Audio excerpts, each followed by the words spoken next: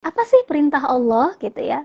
Apa itu perintah Allah? Tentu saja perintah-perintah ini ada perintah dalam makna ibadah mahdhoh ya, seperti halnya puasa. Tapi kan tidak melulu ibadah mahdhoh, ada juga ibadah ghairu mahdhoh yang ini berdimensi sosial.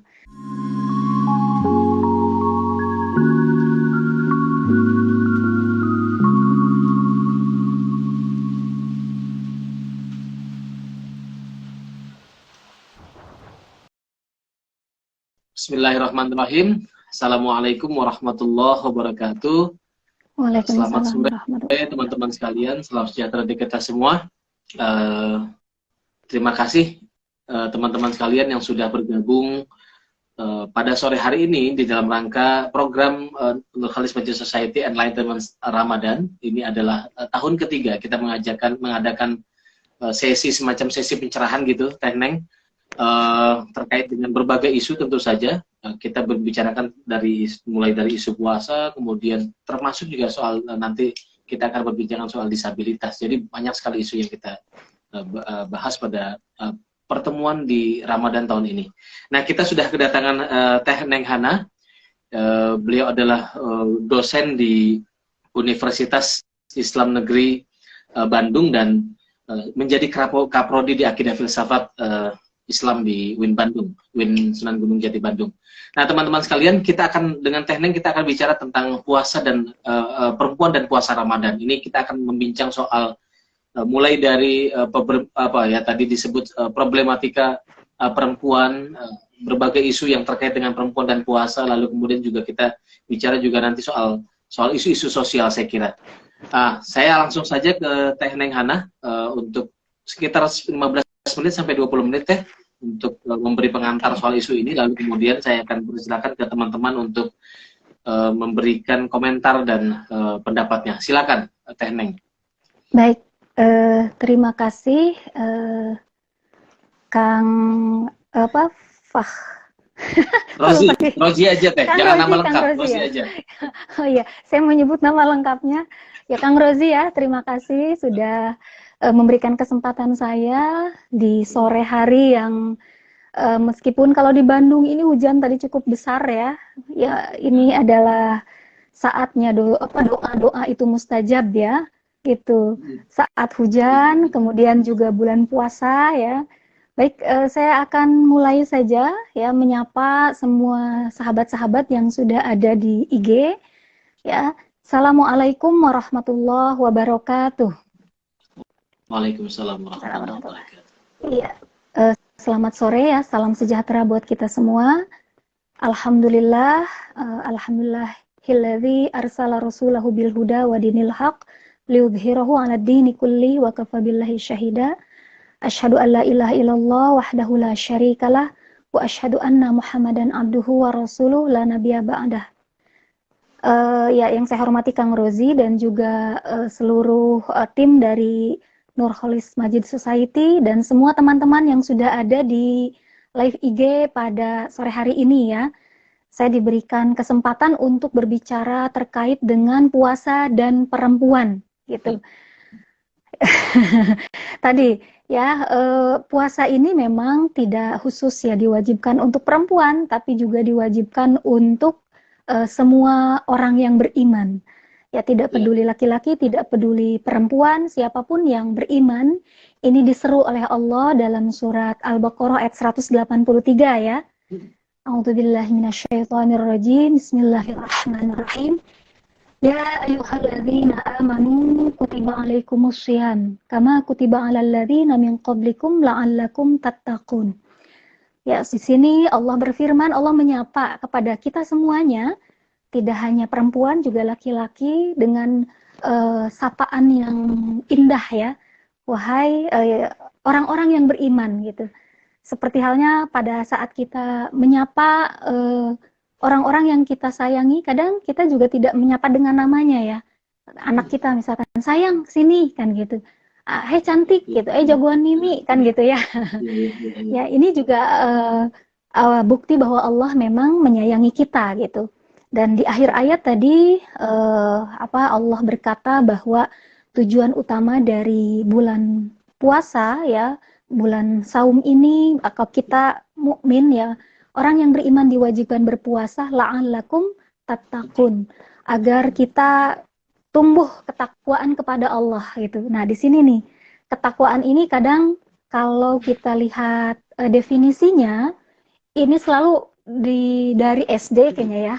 SD, SMP, SMA, kalau ada pelajaran agama, apa itu takwa kan gitu ya. Iya. Takwa adalah menjalankan perintah Allah kan gitu ya, dan menjauhi Iya, larangannya kan gitu. iya Teh. Betul, Nah, betul. cukup aja demikian kan gitu. Padahal tadi apa sih perintah Allah gitu ya? Apa itu perintah Allah? Tentu saja perintah-perintah ini ada perintah dalam makna ibadah mahdhoh ya. Seperti halnya puasa. Tapi kan tidak melulu ibadah mahdhoh, ada juga ibadah ghairu mahdhoh yang ini berdimensi sosial. Dan disinilah barangkali nanti bulan puasa ini mengarahkan kita gitu kepada ibadah yang lebih kepada peduli terhadap lingkungan sekitar, peduli terhadap masyarakat yang lemah. Dan kalau kita lihat misalkan hasil hasil penelitian gitu ya, atau kita bisa melihat masyarakat yang lemah. Nah, kebanyakan ya, yang Iya. paling banyak menderita, ini perempuan dan anak gitu. Iya. Gitu. Contoh Betul, misalkan Teh. ada keluarga tukang beca gitu ya. Ini adalah pekerjaan yang mulia. Pekerjaan yang mulia. Bapak pengayuh beca, pekerjaan yang mulia. Hari ini sudah banyak bersaing dengan Gojek kan gitu ya, Iya. dengan Grab, dengan lain sebagainya. Sehingga mereka ini semakin tersisih gitu. Sehingga tadi penghasilannya kalau dulu mungkin di tahun 90-an cukup bisa memenuhi kebutuhan keluarga. Hari ini gitu dengan apakah ojek pangkalan, ojek yang lainnya, sehingga sangat terbatas. Tapi ada yang tetap konsisten kan mencari nafkah yang halal ini dengan menjadi pengayuh beca. Sehingga kebutuhan hidupnya ini sangat minim dan bisa dipastikan gitu. Nah, bapak pengayuh beca ini tidak semenderita istrinya dan anaknya gitu. Iya, iya, iya. Kalau kita bisa melihat ya, dan ya hari ini alhamdulillah ya, meskipun memang di Indonesia ini katanya ya permasalahan ekonomi masih belum membaik. Iya. Akan tetapi tadi gitu, konsumsi terkait daya konsumsi ya, kalau kita melihat gitu ya, ternyata juga masih dibilang relatif stabil. Meskipun juga memang ada di antara para fakir miskin yang memang juga masih merasakan kesulitan. Ya tadi seperti keluarga Bapak pengayuh beca yang saya jelaskan tadi ya, gitu. Ini ternyata yang kena dampak lebih banyak adalah istrinya, anaknya, bahkan tadi anak laki-laki dan perempuan pun ini gitu yang terkena beban lebih berat ini anak perempuan. Karena masyarakat kita menekankan anak perempuan itu membantu kerja-kerja ibunya gitu. Ya, kerja-kerja domestik, mengurus adik-adiknya, membantu ibunya di dapur, bahkan tidak jarang juga membantu penghasilan ya, penghasilan keluarga. Itu. Ini dengan kita berpuasa, ya tadi ya kita kembali ke tujuan puasa. Tujuan puasa ini la'allakum tattaqun tadi, agar kita menjadi orang yang bertakwa, di mana orang yang bertakwa ini menjalankan perintah Allah, yaitu dengan peduli ya, peduli secara sosial. Karena tidak hanya ibadah mahdhoh tentu saja, perintah-perintah Allah juga adalah perintah ghairu mahdhoh, dalam hal ini peduli dengan sesama. Gitu, sehingga kita pernah merasakan bagaimana laparnya tubuh, hausnya tubuh kita. Demikianlah halnya orang-orang yang tidak bisa memiliki apapun gitu di masyarakat kita. Dan seharusnya ya ini menjadi menjadi kesadaran buat kita, sehingga pada saat berbuka tidak puasa balas dendam ya gitu Kang Rozi ya. gitu. Puasa balas dendam ini apapun karena tadi ditahan rasa rasa ingin makannya ditahan, rasa ingin minumnya ditahan gitu. Sehingga ngelihat waktu kita kecil lah ya, lagi jalan ada jambu merah, ada jambu merah disimpan kan gitu. Terus lagi jalan ada tukang takjil ini dibeli, terus minta ke ibu kita kan anak kecil gitu ya, dikumpul-kumpul kan buat buka puasa. Ternyata setelah beduk gitu ya, kita minum air putih gitu ya atau air yang lainnya. Itu kan sudah lambung itu juga sudah setengah kenyang ya. Sehingga banyak tidak kita makan, betul kan gitu ya? Karena memang lambung kita sangat-sangat terbatas. Nah, hari ini iklan di TV ya dengan jenis-jenis makanan tertentu itu memang mengarahkan orang untuk banyak membeli itu ya. Sehingga pada akhirnya rubaso imin gitu ya. Banyak orang-orang yang saum itu tidak dapat pahala saumnya.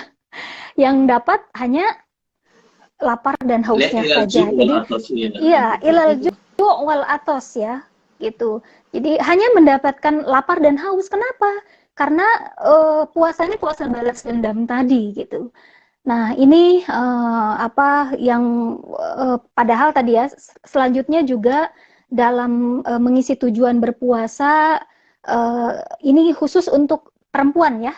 Untuk perempuan ada beberapa hal yang yang menjadi problematika mungkin ya, permasalahan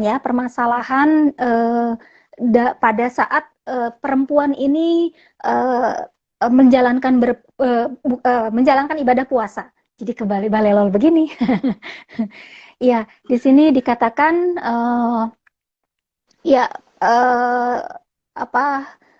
bahwa contoh misalkan ya, perempuan ini dalam siklus menstruasinya setiap bulan ini paling tidak kalau siklus 28 hari ya atau siklus 35 hari misalkan, sehingga dalam sepanjang bulan puasa ini memang mengalami siklus menstruasi di mana lepasnya ovum dari ovarium ya yang sudah matang tidak sempat terjadi pembuahan sehingga mengalami blooding ya gitu karena sel yang terlepas, dan ini juga menjadikan sebagian besar perempuan ini anemia gitu ya gitu.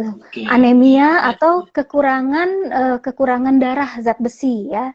Memang tidak semua gitu ya, tidak semuanya seperti demikian, sehingga dikatakan dalam Al-Baqarah ayat 187 ya, apabila wa man kana maridan, bismillahirrahmanirrahim, wa man kana maridan aw ala safarin fa'iddatum min ayyamin ukhra, kan gitu ya. Apabila orang tersebut, mukmin tersebut ini ada dalam kondisi sakit ya, kemudian atau dalam perjalanan, maka boleh diganti pada hari yang lain. Nah, di sini kata marid, sepertinya sih sebagian besar perempuan pada saat mengalami menstruasi itu sebelum mens ada yang namanya pre-menstruation syndrome. Sindrom sebelum menstruasi, di mana tadi hormon estrogen ya, hormon estrogen dan progesteron ya itu kembali diproduksi karena yang tadi yang di telur ini akan dilepaskan sehingga kembali diproduksi. Ini seperti orang mau hamil ya, siklus hormonnya tidak seimbang sehingga apalagi tadi ada blooding, bahkan perut itu kram ya, sebagian besar ya, saya bilang sebagian besar perempuan pada saat haid itu memang mengalami sakit yang lumayan cukup berat. Apalagi tadi ada juga tipikal perempuan yang selaput himen darah misalkan, ini terutama yang belum menikah ya, ini juga misalkan tebal ya, sehingga juga agak sulit keluar gitu ya, sehingga ini mengakibatkan apa ya, betul-betul sakit kan gitu. Sehingga dikategorikan tidak wajib puasa, tapi wajib mengganti di hari yang lain. Tapi ada juga orang-orang perempuan yang merasa bahwa di dalam ayat ini Al-Baqarah 187 gitu kan dikatakannya maridon, bukan haid kan gitu ya. Gitu, bukan haid. Sedangkan saya misalkan sehat. Ada perempuan yang memang pada saat haid dia sehat. Dia tidak mengalami kram, tidak mengalami anemia, sehingga dia memutuskan untuk tetap berpuasa gitu. Ada juga ya yang berprinsip seperti itu, tapi mayoritas ya mayoritas terutama mazhab Syafi'i gitu ya, memang mengatakan bahwa ini haid itu kategorinya marid gitu. Termasuk saya sendiri, saya kadang kalau puasa pergi-pergian misalkan itu bisa pingsan. Gitu. Saking ya nggak kuat gitu. Iya, kuat. Maka memang nggak kuat. Artinya juga ini perspektif fikih ini boleh dipilih gitu ya. Boleh dipilih. Sebagian besar karena di sini memang ayatnya wa in kuntum maridun ya. Marid itu sakit gitu. Jadi apabila memang tidak merasakan sakit dan fit, memilih untuk tetap puasa itu saya pikir hak ya, hak prerogatif seseorang ya, karena memang dia juga memiliki alasan-alasan yang kuat. Dan apabila mengikuti kebanyakan perempuan ya, dan juga ulama yang lebih istimewa ya, lebih banyak berprinsip bahwa orang haid itu lebih banyak ya pendapatnya, itu juga tidak jadi masalah gitu. Nah di sini dengan apa nanti digantinya, termasuk tadi ibu hamil dan ibu menyusui. Nah ibu hamil dan ibu menyusui juga ini dibolehkan berpuasa. Ini juga menurut Wahbah Al-Zuhaili ya dikiaskan pada orang sakit dan musafir gitu. Kenapa gitu? Karena tadi pada saat perempuan hamil tentu di dalam perutnya ada makhluk yang baru, janin ya. Alaqoh awalnya kan segumpal darah. Alaqoh itu darah yang melekat di rahim dan itu memang menyedot saripati ya. Menyedot saripati dan disedotnya tuh full gitu. Disedotnya itu full meskipun mungkin ibunya asupannya ini tidak full ya, mungkin juga gizinya kurang, tapi tetap diambil full. Dari mana? Dari tulang ibunya. Sehingga banyak perempuan itu kalau banyak melahirkan itu osteoporosis Kang gitu. Karena tadi diambil dari tubuh si perempuannya. Karena si bayi ini memang akan mendapatkan asupan full gitu dari ibunya. Sehingga tadi akhirnya juga asupan nutrisinya dibagi dua, bahkan lebih diutamakan tubuh bayi saya pikir ya gitu. Kalau melihat proses kehamilan gitu. Sehingga di sini memang oleh Wahbah Al-Juhaili ini dikiaskan bahwa orang hamil pun dan terutama menyusui ya, hamil dan menyusui itu juga dikiaskan dengan orang yang marid, sakit tadi gitu. Karena ini ya menyangkut nyawa dua generasi ya. Kalau yang hamil itu. Karena kita tahu bahwa apabila memang nutrisi yang masuk ke calon janin ini kurang, misalkan ya dari zat besinya, zinknya gitu. Ini berpengaruh pada tadi kualitas manusia yang akan hadir gitu. Apa kualitasnya, kecerdasannya gitu ya, struktur tubuhnya gitu.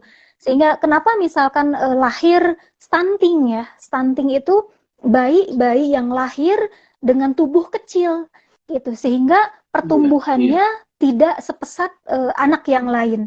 Penyebabnya adalah ibu yang kurang gizi tadi. Sehingga betapa saya pikir Allah ini sangat dengan puasa ya, sangat memudahkan perempuan untuk menjalani puasa. Terus gimana? Apakah tidak dapat pahalanya? Ya insya Allah dapat pahalanya, dapat pahalanya dari pahala hamil, pahala menyusui, dan pahala menstruasi, gitu ya. Karena gini, tidak seorang Bani Adam merasakan demam kecuali Allah menggugurkan dosa-dosanya. Termasuk tadi sakit haid. Kalau saya meyakini gitu ya, karena ini datangnya dari Allah dan ini bukan hukuman. Kan kalau agama lain mengatakan ya, ada ya agama lain mengatakan bahwa tabu menstruasi ini hukuman ya, hukuman dari terhadap Eva, terhadap Hawa karena menggoda Adam sehingga turun dari surga, sehingga mereka itu akhirnya setiap bulan umur hidup mereka akan didera oleh rasa sakit ya gitu, karena keluar darah. Kalau saya melihat bahwa ini adalah kasih sayang Allah Ya, kepada siklus itu. perempuan gitu, Betul. siklus haid. Karena kalau nggak haid juga bahaya, Betul. kan gitu Betul. ya. Betul. Kalau tidak haid ya, bagaimana dengan perempuan yang tidak haid misalkan ya? Ya itu juga datangnya dari Allah semata. Nah, tetap dia perempuan yang utuh gitu ya. Dia tetap perempuan yang utuh karena dalam diriwayatkan juga Sayyidah Fatimah radhiyallahu anha ya, putri Rasulullah Shallallahu Alaihi Wasallam ini juga tidak haid kan, akan tetapi dia bisa melahirkan gitu ya.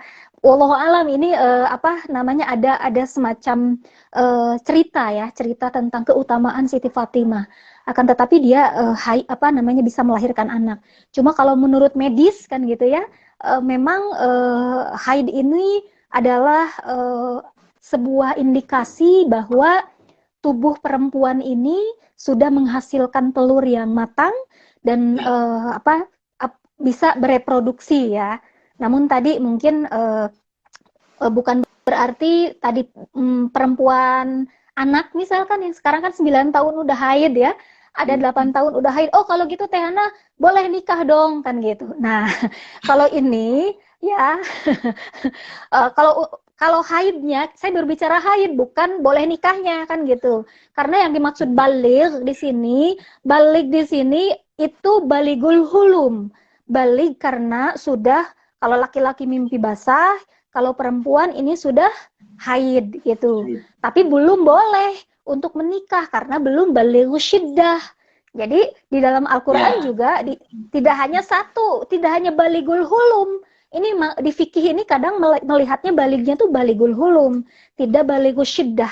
Padahal dalam ayat juga dikatakan ada bahwa sampai pada seseorang itu sudah bisa memberikan keputusan terutama dalam bidang ekonomi.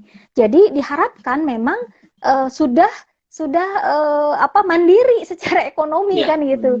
Sehingga kalau dilihat sebetulnya juga para ulama juga tidak beberapa ya tidak menyarankan juga ya menikah anak kan gitu. Kita kembali lagi ke haid ya, tadi haid, menyusui, nifas, termasuk nifas ya. Tadi saya belum dibahas juga nifas. Nah, nifas ini juga termasuk dikiaskan oleh Wahbah Al-Zuhaili seperti marid tadi. Nifas ini adalah proses setelah melahirkan ya. Setelah melahirkan, maka tadi perempuan ini mengeluarkan darah ya, membersihkan rahim sebetulnya sisa-sisa dari kehamilan. Dan tadi memang pada saat nifas keluar ini subhanallah darahnya tuh banyak sekali memang ya. Darahnya karena saya sendiri pengalaman 3 kali Kang ya melahirkan gitu ya, sehingga dengan dijahit pula, belum kalau yang yang sesar ya gitu. Yang sesar sama saya pikir dengan yang dijahit itu, bayangkan duduk aja sakitnya minta ampun. Kebayang kalau harus ruku dan sujud. Kebayang kalau harus ruku dan sujud ya. Aduh, untuk duduk, berdiri itu sakitnya minta ampun, itu menahan rasa sakit saking menggigil gitu ya, menggigil sakit. Belum tadi darah itu keluar mungkin sebesar-besar kepalan tangan ya, gitu ya keluar. Dan itu, aduh, ya makanya Allah bilang, itu kan marid ya dianalogikan, sehingga boleh nggak puasa. Kebayang nggak kalau aturannya saklek misalkan ya, harus puasa. Ini Islam mungkin maqasidus syariahnya kemana kan gitu ya, Sehingga menurut saya betapa baiknya Allah gitu ya. Sholat tadi boleh ditinggalkan saat haid ya, saat apa namanya, saat nifas gitu ya, boleh ya. Ya, karena memang kondisinya sangat khusus gitu terkait hal ini. Dan eh, eh, kita juga jadi ingat misalkan tokoh Raden Ajeng Kartini, Kang Rozi. Dia itu meninggal 3 hari setelah melahirkan loh. Bayangin 3 hari setelah melahirkan, karena ini memang fase yang kritis bagi perempuan kalau tidak ditangani medis dengan baik. Darah keluar ya, belum tadi melewati proses tadi pas saat melahirkannya juga sangat berat kan gitu. Sehingga ajaran Islam ini sangat ramah untuk perempuan. Boleh diganti hari yang lain, ya. Diganti dengan apa kan gitu ya? Ya diganti dengan qadha ya, gitu. Karena Allah memerintahkan untuk mengqadha puasa, tidak dengan mengqadha sholat kan gitu ya, gitu. Yeah. Dan di sini qadha puasa bisa kapan? Ya secepatnya lebih baik kan gitu ya, karena kita harus bersegera dalam berbuat kebaikan, wasari'u kan gitu ya, ila magfirah dan di jalan Allah itu harus bersegera ya. Tapi kalau misalkan masih ternyata tahun ini misalkan saya pernah melahirkan puasa, tahun depannya Kang full ASI. Full ASI ya. Itu dia. Iya, full ASI kan gitu ya, sehingga boro-boro kita mau puasa wajib ya, boro-boro puasa sunnah ya atau kodok ya, nggak bisa gitu. Puasa wajib ada karena saya juga tipe yang perempuan seperti itu ya, sangat tidak sekuat yang lain mungkin ya gitu. Sehingga pas tahun berikutnya anak saya sedang menyusui, karena memang berkomitmen menyusui secara full misalkan gitu, sambil bekerja soalnya kan. Karena ibu bekerja ya, otomatis kan energi dibagi ya, untuk bekerja, untuk menyusui anak gitu, sehingga saat puasa betul-betul tidak kuat gitu, sehingga juga puasanya kebayangkan. Melahirkan itu hari kedua Ramadan. Jadi nyaris, bayangkan. Nyaris saya dua tahun gitu ya, 2 bulan puasa ini tidak puasa. Jadi dihitungnya hampir 60 hari ya, sekitar 57 hari saya harus mengqadha. Yang mengqadha. Nah, ada juga pendapat ya, kalau sudah mengqadha katanya boleh tidak usah fidyah kan gitu. Kalau sudah fidyah kan gitu ya, kalau sudah fidyah boleh juga tidak mengqadha. Tapi memang wajibnya ini mengqadha. Kalau yang masih muda ya gitu. Yeah. Kecuali memang untuk yang sudah lanjut usia dan memang dalam kondisi maridnya itu kronis gitu ya. Yeah. Tidak bisa tidak memungkinkan ya. Memang itu fidyah. Tapi karena memang syariat awalnya itu qadha gitu, maka di hari-hari yang lain di qadha ya. Maka setelah anak saya 3 tahun ya, setelah tidak menyusui, baru akhirnya bisa lunas ya gitu. Dan itu boleh ya, dan itu boleh untuk perempuan yang dalam siklus menstruasi atau juga tadi menyusui nifas ya, haid ya, hamil ya, termasuk hamil juga ya gitu. Kalau hamil juga harus wajib diqadha. Mungkin itu pengantarnya ya, Kang Rozi. Baik, ya, sebelum nanti diteruskan lagi. Baik, Teh Hana, terima kasih banyak.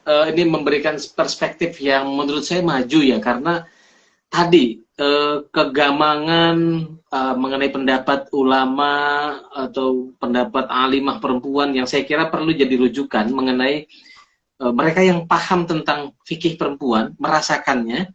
Ini sementara dan harus ada solusi.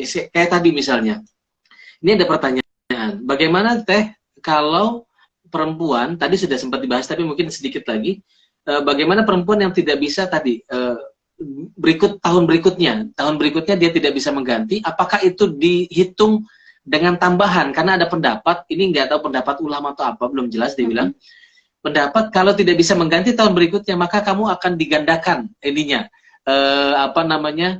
ganti kodoknya. Jadi kalau tahun ini kita karena sakit gitu dua hari kita nggak bisa puasa, tahun berikut kita nggak bisa menggantinya, maka tahun berikutnya kita menggantinya 4. Nah, jadi ada kegambangan semacam perspektif seperti ini atau pendapat seperti ini. Ini gimana Teh? Iya, mungkin saya ingin membahas juga ini ya, terkait dengan cara mengganti puasa yang tertinggal ya. Iya, boleh. Menurut para ulama juga kan beda pendapat ya. Kalau Betul. mazhab Hanafi misalkan, karena kita ahlu sunnah wal jamaah ya, tentu saja bisa merujuk kepada Imam Syafi'i, Maliki, Hambali atau Hanafi gitu. Hanafi ini mengatakan bahwa apabila tadi harus min ayamin ukhor gitu, apakah karena hamil, karena nifas atau menyusui ya, atau maka harus mengqadha puasa tanpa harus mengeluarkan fidyah. Kalau Hanafi, jadi nggak usah fidyah, boleh qadha saja kalau kata Hanafi. Nah, kalau Syafi'i dan Hambali ya, keduanya tidak berpuasa karena mengkhawatirkan anaknya kan gitu, maka wajib qadha dan juga bayar fidyah kalau mazhab Syafi'i dan Hambali. Nah, kalau Maliki ya, Maliki mengatakan kewajiban mengqadha dan membayar fidyah sekaligus itu hanya untuk yang menyusui, tidak wajib bagi yang hamil gitu ya. Itu berarti jadi hanya untuk yang menyusui saja kalau dua-duanya kata Maliki. Kalau hamil ya tidak usah fidyah, cukup qadha gitu. Dan sebetulnya qadha fidyah ini kan memberi makan ya, makan satu orang fakir miskin ya, selama untuk kebutuhannya satu hari kan gitu ya, gitu. Ya terkadang juga disetarakan dengan zakat fitrah ya, 2,5 kilo kan gitu untuk kebutuhan satu hari gitu, satu orang. Tapi tadi perbedaan tadi gitu ya, kalau Hanafi makan mau yang hamil, mau yang menyusui, mau yang haid atau nifas, ganti qadha aja gitu. Tapi kalau Syafi'i qadha aja. Tapi kalau Syafi'i dan Hambali qadha dan fidyah dua-duanya. Nah, kita kan sebagian besar mengikuti Imam Syafi'i. Betul. Makanya makanya harus clear. Berarti kalau dia menyusui atau dia tadi hamil hamil tadi, berarti berarti menyusui mengqadhanya dengan bayar fidyah. Fidyah juga, qadha juga, betul. Iya, oke. Sip. Nah, kalau didabelkan ya, menurut saya sih kalau ketentuannya mah tidak puasa satu hari, berarti kan qadhanya satu hari. Fidyahnya untuk satu orang kan, satu orang fakir miskin gitu. Tapi kalau dilebihkan ya alhamdulillah, justru itu yang itu kan minimum ya. Jadi itu afdalu malah kan gitu ya, kalau misalkan kita lebih banyak fakir miskin yang kita santuni. Itu mohon. Oke. Baik Teh, ini menarik. Jadi teman-teman mungkin perlu menyimak kembali apa yang disampaikan Teh Neng tadi, Neng Hana. Jadi soal tadi hamil dan menyusui dengan mazhab Syafi'i, maka dia diharuskan mengganti qadha dan membayar fidyah, kira-kira gitu. Ininya. Baik, ini saya sudah masuk tapi tadi soal yang perempuan hamil itu, yang hamil-hamil muda itu kan ada beberapa tetangga yang juga sama, saya kira punya problem itu. Ini jadi mulai dapat dari Teh Neng Hana dapat mendapatkan satu ilmu lagi, karena memang tidak ada paksaan ketika orang merasakan sakit. Jadi kalau memang mengkhawatirkan tadi kehamilan, mengkhawatirkan anaknya tadi, takut ya tadi kekurangan nutrisi atau apa begitu teh, Iya. itu mungkin bisa tidak puasa. Jadi jangan takut untuk itu, nggak perlu memaksakan. Jadi bisa apa namanya, meringankan, kira-kira meringankan perempuan yang Iya. sedang hamil tadi. Itu baik. Ini ada pertanyaan Teh Neng Hana dari Khalidah Indriani. Izin bertanya Teh Neng Hana tentang peran domestik. Kita tahu seperti konstruksi sosial, padahal kalau kita baca sirah nabawiyah, betapa Rasulullah ikut membantu peran-peran domestik. Apakah karena kisah-kisah ini jarang diperdengarkan di dalam ceramah, maka pembagian itu kok timpang, kira-kira gitu? Dari Khalidah Indriani. Iya, betul, Mbak Kholidah ya. Jadi kebanyakan hadis gitu ya, ini apa namanya, terutama bukan kebanyakan hadis-hadis yang menceritakan bahwa Rasulullah Shallallahu Alaihi Wasallam ini membantu urusan domestik istrinya, ini jarang diangkat ke permukaan gitu. Iya. Padahal kalau misalkan, saya lupa hadisnya ya, karena nggak disiapin nih. Kan suka lupa lagi. Nanti dibahas di Facebook ini, atau di Instagram. Betul di Instagram aja ya, nanti dibahas deh menyusul gitu. Padahal saya pernah mempelajari takhrij hadis terkait Rasulullah Shallallahu Alaihi Wasallam ini membantu urusan domestik, ya terutama di situ Aisyah. Ini diriwayatkannya ini ada beberapa jalur gitu ya. Dan ini posisinya sahih gitu, posisinya sahih. Tapi jarang sekali hadis ini diangkat ke permukaan gitu, diangkat ke permukaan. Bahkan ya seolah-olah di masyarakat ini bahwa pekerjaan domestik ya ini identik dengan perempuan gitu ya, identik dengan perempuan. Apalagi bulan puasa gitu. Ya enggak, itu bulan puasa sahur, itu ibu-ibu nyiapin sahur. Iya, nyiapin sahur 2:30, ibu-ibu 2:30 udah bangun kan gitu ya.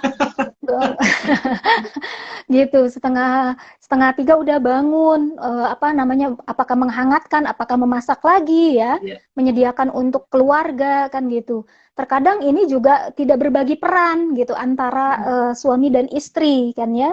Suami dan istri semua seolah-olah tanggung jawab perempuan gitu.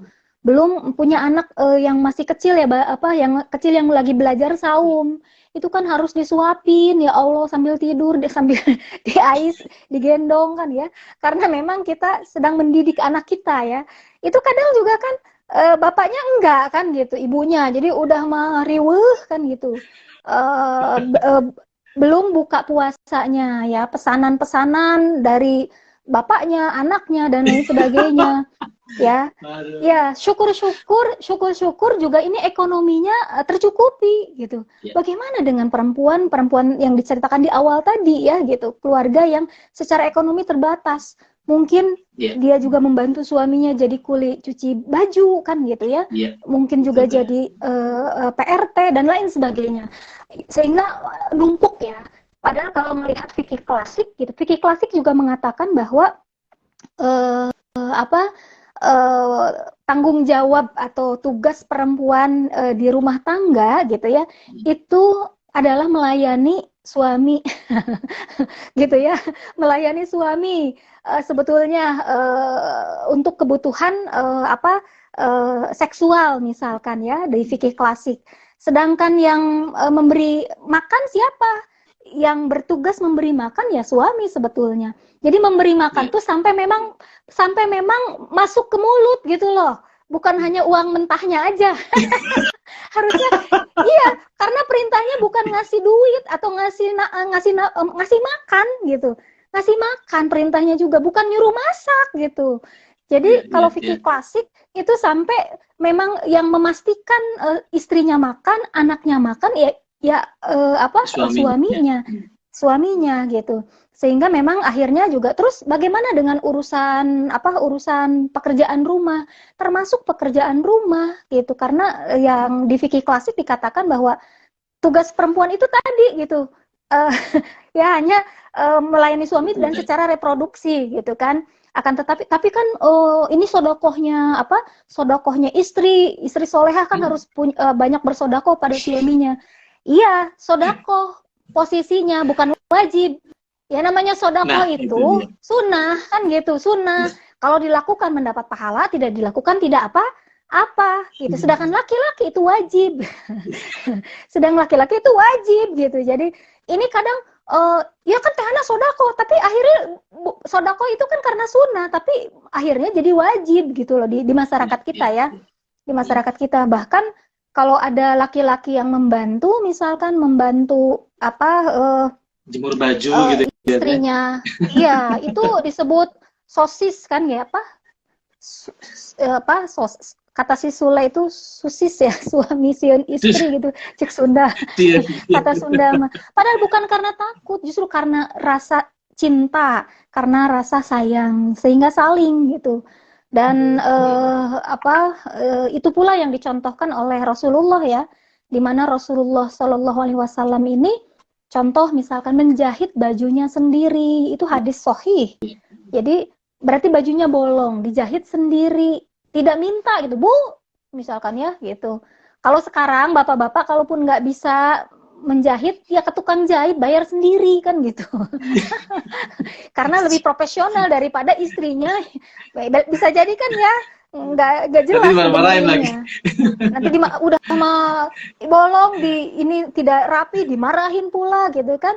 Rasulullah tidak gitu, menjahit sendiri. Lalu demikian pula halnya dengan memerah susu kambing ya. Memerah susu kambing karena budaya di Arab sana kan budayanya minum susu kambing dan minum susu unta ya. Nggak ada budaya minum kopi kan gitu. Rasulullah ini memerah sendiri, bahkan tadi memberikan pada istrinya ya. Kalau sekarang mah kali di kita budayanya kan bikin kopi, jadi bikinin istrinya kopi. Dikasihin. Waduh, saya itu Rasul, bisa itu siapa? Beda rasanya itu. Iya kan gitu. Karena di zaman Rasulullah budaya kopi itu nanti dikembangkan oleh para sufi kan ya, minuman yang eksklusif. Di zaman Rasulullah budayanya budaya minum susu kambing dan susu unta, dan yang memeras ya Nabi, laki-laki gitu. Berarti kalau sekarang dianalogikan minuman yang biasa kita minum adalah kopi, teh, ya suami yang bikin untuk istrinya. Itulah umatnya Nabi Muhammad Shallallahu Alaihi Wasallam. Seperti itu mungkin ya tanggapan saya terhadap Mbak Kak Kholida. Nanti hadisnya deh saya tulis nanti di IG ya. Betul. Nah, betul, ada banyak sekali hadisnya gitu. Iya, banyak update juga sekali itu hadis, nanti bisa ada banyak sekali hadis yang membicarakan soal bagaimana Nabi itu berbagi peran dengan Siti Aisyah, misalnya soal kana fi mihnah ahliha gitu. Itu banyak sekali, tapi nanti Teh Neng lah yang punya otoritas untuk menjelaskan ini. Nah, teman-teman sekalian, saya kira tadi soal kalau kita ingin mengikuti akhlak Nabi, kebiasaan Nabi, ya ikuti itu secara penuh. Kalau tadi pesannya dari Teh Neng Hana, jadi betul-betul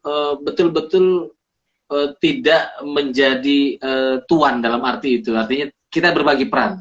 Jadi mana yang bisa dikerjakan sama-sama begitu. Tidak yang satu mendominasi yang lain, kira-kira poinnya ke arah sana. Jadi lebih kepada kerjasama lah, kira-kira kerjasama di dalam rumah tangga untuk bisa memenuhi urusan-urusan domestik tadi. Tadi pertanyaan dari Khalidah ya. Khalidah semoga bisa menjelaskan pertanyaannya tadi, semoga bisa menjawab begitu. Oke.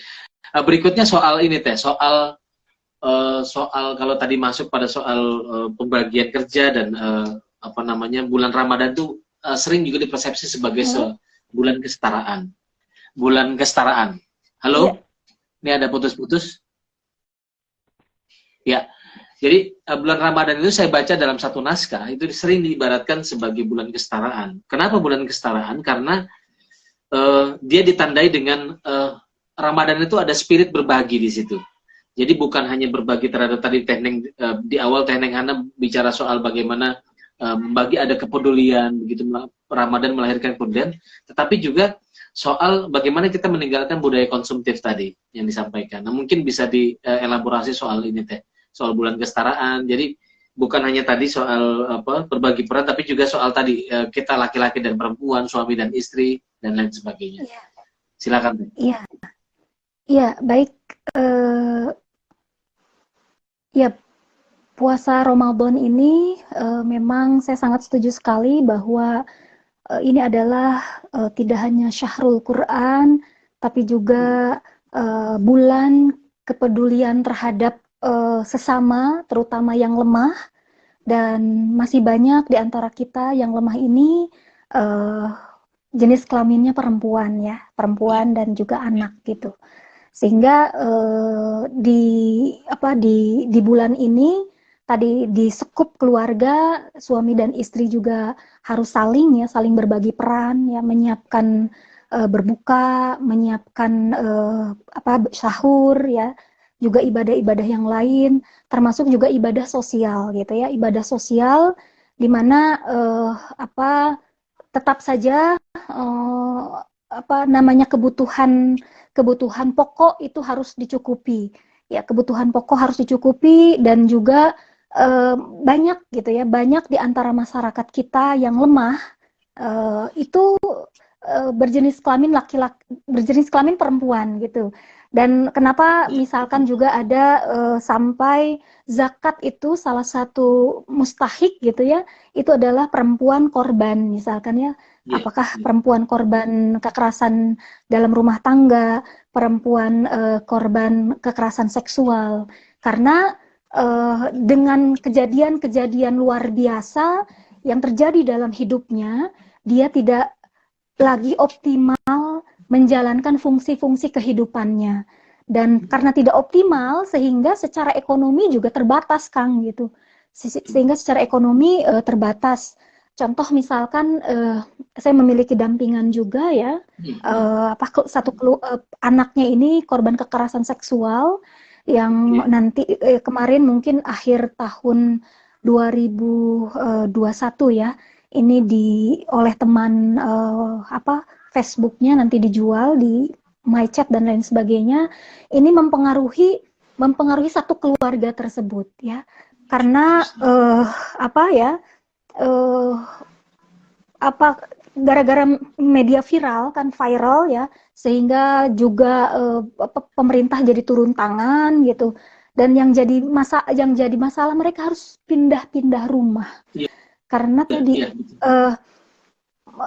tidak semua, salah satu dia pindah rumah yang kedua kali itu karena RT-nya itu tadi merasa malu dengan mereka ngontrak di situ. Gitu. Terus beberapa misalkan ada bantuan ya dari Kementerian Sosial saat itu langsung, karena ini ada programnya dari Jakarta. Kebetulan saya adalah anggota Komisi Perempuan, Remaja dan Anak MUI Pusat, sehingga kami menyalurkan bantuan langsung kepada korban ya, termasuk juga menghubungkan dengan Kementerian Sosial sehingga dapat bantuan.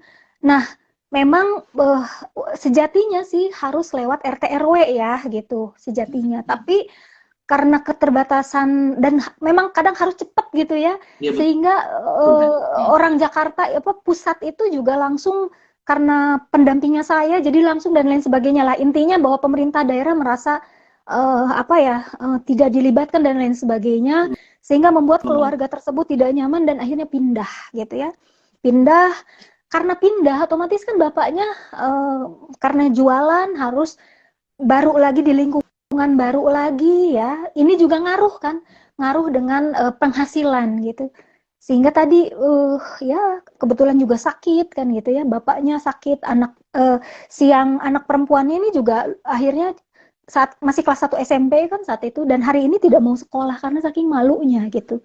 Dan ini masih PR kita bersama-sama ya.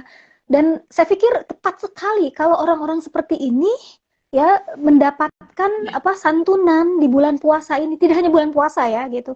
Jadi kalau berinfak, dan termasuk mustahik menurut saya, dia termasuk mustahik gitu, karena perempuan korban ini ya tadi tidak hanya ke anaknya, keluarga besarnya pun terpengaruh gitu, sehingga tidak bisa menjalankan fungsi untuk mencari nafkah dan lain sebagainya. Jadi tengah-tengah puasa kita mikir buka pakai apa ya misalkan ya.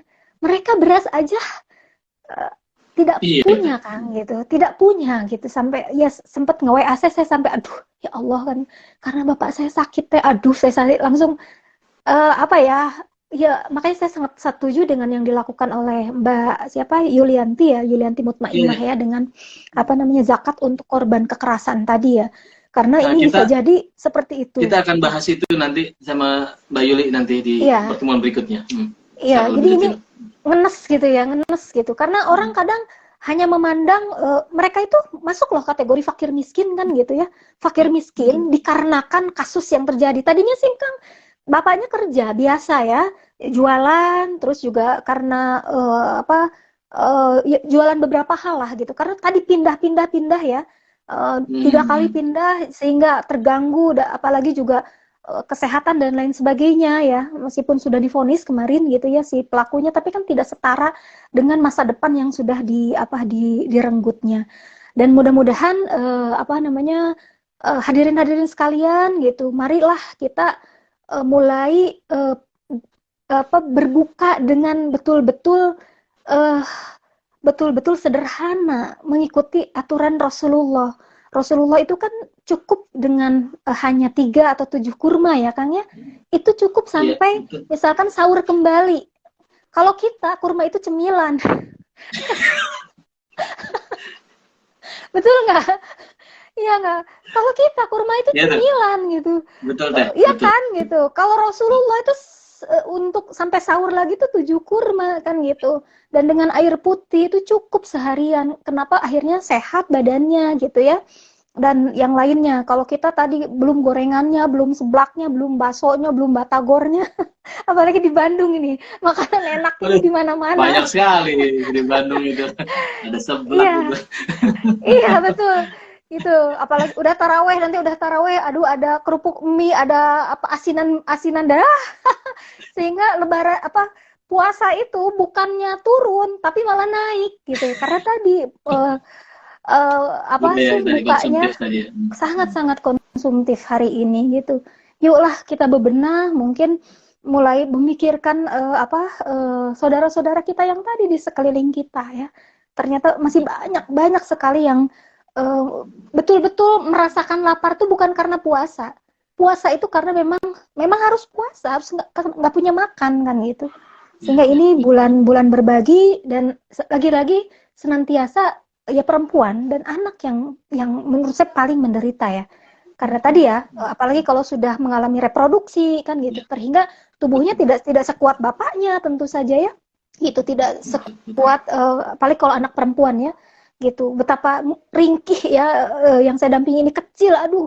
Sampai saya sendiri ya Allah gitu kan, betapa ya mudah-mudahan kita berdoa saja ya, Allah juga memberikan kemudahan dan menjadikan poin yang justru mengangkat dia dan keluarganya, dan banyak hal ya yang bisa terjadi ya gitu.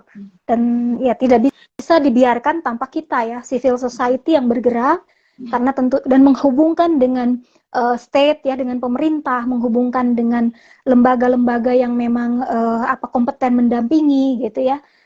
Karena orang-orang seperti ini kadang untuk aksesnya juga nggak kebuka kan gitu, sehingga kita yang membuka akses hal tersebut. Dan dimulai dengan bulan Ramadan ini ya karena kita merasakan rasa lapar tadi ya, mudah-mudahan empatinya tumbuh kan gitu. Betul. Baik, terima kasih Teh Neng Hana sudah berbagi banyak sekali. Dan terakhir tadi soal korban kekerasan, zakat untuk korban kekerasan dan anak, itu memang dalam rencana kami memang sudah bicara dengan Mbak Yulianti Mutmainnah untuk inilah Teh, saya bilang kita bicara soal ini secara spesifik. Jadi oke, itu nanti beberapa minggu ke depan kita akan bicara itu. Dan memang tadi seperti Teh Neng Hana sampaikan, ini memang problem kita, dan orang menstigma korban kekerasan tuh ya dia sudah jadi korban kok masih di stigma secara negatif begitu. Jadi betul. itu juga masalah betul buat masyarakat kita, supaya mindset kita betulin. Ini ada orang korban, Justru kita harus memberikan empati, pertolongan. Artinya aparatus di tingkat daerah, di tingkat bawah pun saya kira juga memang mestinya memang mengakomodir ya, bukan ketika ada orang pusat datang malah tersinggung dia, tidak merasa dilibatkan. Nah ini yang kayak begini-gini memang perlu dibicarakan lebih baik. Jadi gerakannya memang menjadi lebih baik.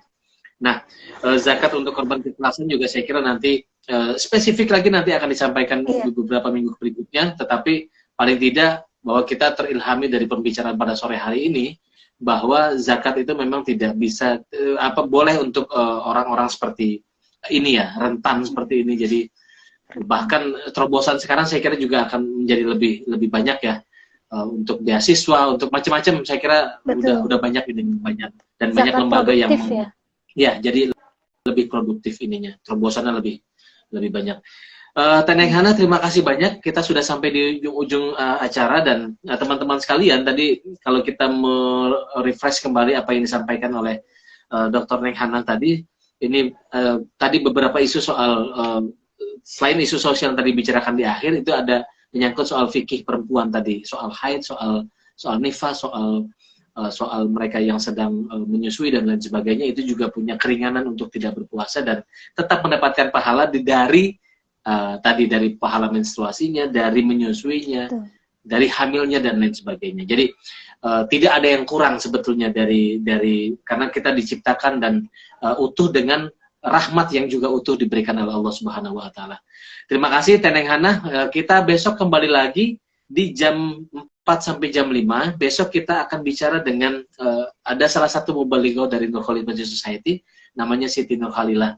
Beri aktif juga di Rahimah, jadi saya kira nanti kita akan bicara besok sore. Terima kasih Teneng Hana atas waktunya, teman-teman sekalian. Terima kasih sudah memberikan respon yang baik pada sore hari ini. Kita kembali lagi besok dan semoga acara ini ada manfaatnya. Billahi taufiq wal hidayah. Wassalamualaikum warahmatullahi wabarakatuh. Waalaikumsalam warahmatullahi wabarakatuh.